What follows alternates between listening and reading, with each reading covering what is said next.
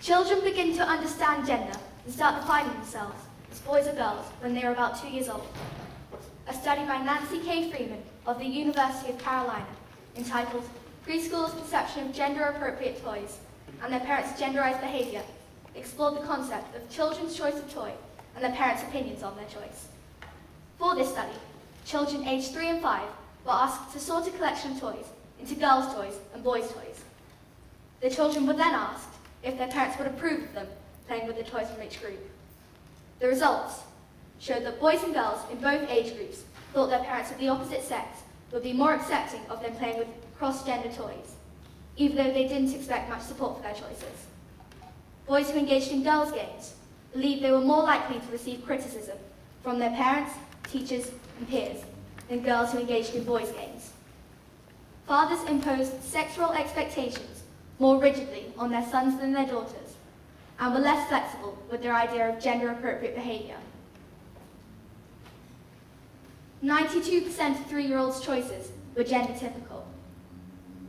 5-year-old boys thought that they would receive virtually no support for choosing to play with cross-gender toys. On the other hand, parents were given a series of statements and asked whether they agreed with them. The results were surprising, given that children had already formed firm views about their parents' attitudes.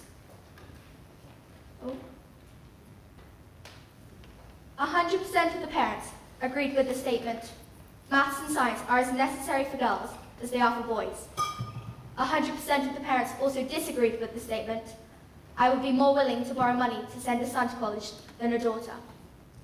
These responses showcase the preferred reaction. However, some responses were more revealing and more consistent with the views children had already formed of parental attitudes towards cross-gender toys. Only 64% of the parents surveyed agreed with the statement, "I would buy my son a doll," and 20% of the parents agreed with the statement, "It is only healthy for boys to cry when they've been hurt." These responses were less favourable. The study showed that while parents claimed to be accepting and open-minded in terms of their child's play, children still felt pressured to play with toys assigned to their gender. Is this the result of parents, sometimes without realising it, reinforcing gender stereotypes, or are there other forms of media and social pressures influencing children?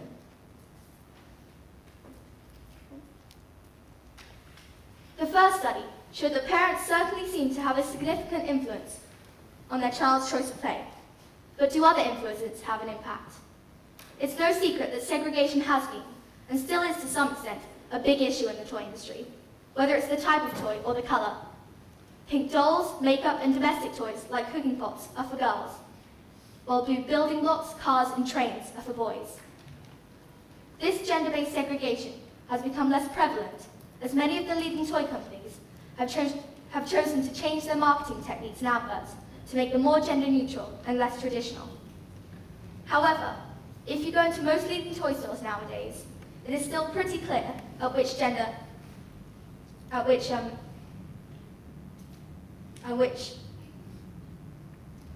the groups are aimed, because they are generally divided. Does this toy segregation influence children's choices, or does it simply reflect the majority of children's instincts to play with gender-specific toys? It is a version of the nature or nurture question. I looked at a study called Rhesus Monkey Toy Choices Parallel to Those of Children that was conducted by scientists at Emory University, Atlanta. The study was carried out by placing a wheel toy and a plush toy inside of a monkey's enclosure. The 37 female and 14 male monkeys were then filmed interacting with these toys. The results showed that male monkeys preferred wheel toys over plush toys, but female monkeys showed no preference. This study proves that at least with monkeys, gender has some instinctive effect on toy choice, and that male monkeys generally chose male gender-specific toys. In my previous points, I have illustrated that our choice of toy seems to be influenced, at least to some extent, by instinct. Gender-specific choices are evident, even in the behaviour of monkeys. But why is it that we, as a more advanced species, still conform to these stereotypes? Many of our instincts are primitive, such as resorting to violence to assert power over possible threats. the desire for material wealth, which comes with security, the need to find a mate and reproduce. So it is perhaps not surprising that these deeply ingrained instinctive influences on our life choices should also be evident in our desires to play when we're young. But we are accustomed in other areas to curbing natural instinct in the interest of a civilized modern society. We don't let the physically dominant conquer the weak. We have laws and accepted moral codes to protect us from the desires people have for power, wealth, and physical dominance. Should we be more careful about allowing children to indulge in instinct for gender-specific toys? Boys and girls are different. The majority probably choose gender-specific toys because, whether nature or nurture is at work, they prefer them. But an important question is whether these choices as children have any detrimental effects later in life. So, could a child's choice of toy affect their future job? It is predictably almost impossible to establish if male and female career choices are caused by early experiences with gender-specific toys. However, what is clear is that young men and women often make gender-based career choices. A study done by the Huffington Post in 2004 showed that 97% of secretaries and 94% of childcare workers were female. The study also showed that 99% of auto mechanics and 79% of chief executives were male.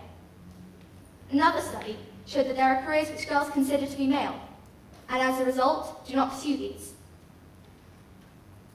The survey commissioned by Network Rail of 500 girls between the ages of 12 and 17 found that 39% of the girls thought that some jobs were male. Of the girls who took this view, 40% said engineering was a male career, 58% said construction was a male career, and perhaps most shocking was that 29% said finance was a male career. Parents and teachers were cited by the girls surveyed as the biggest influence on career choice. It is easy to conclude that children's gender-based toy choices have at least some influence on their later career choices. Traditional gender-specific toys teach girls to be maternal, helpful, and creative, while boys are taught to run around, compete, invent, and build things. Certainly, children believe that their parents prefer them to play with gender-specific toys, even if parents don't realize they reinforce this view. Furthermore, older children believe their parents have views about the suitability of a job based on gender. We may not realize it, but we are conditioning children to play with certain types of toys, and therefore to act a certain way, inadvertently influencing their future choices. We can't ignore that children have natural gender-based instincts, but we need to be careful that we are not, as an advanced, sophisticated species, surrendering to primitive natural instincts to the detriment of our children. Thank you.